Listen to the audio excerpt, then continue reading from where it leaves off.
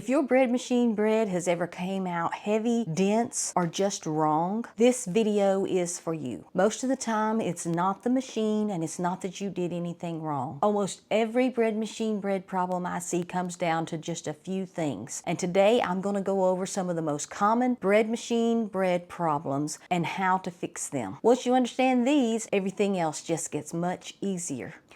And we're going to start by the most common problem, which has the greatest effect on the bread, and that is your dough consistency. How your dough looks during the kneading period is very important. And it's very important that you open this lid and look inside and see what the consistency of the dough looks like. Now this is what the dough looks like when it first begins to knead. And it takes, 2 or 3 minutes for it to incorporate all the ingredients and begin to come together. So you don't want to do anything in those first 3 or 4 minutes. You just want to let it mix.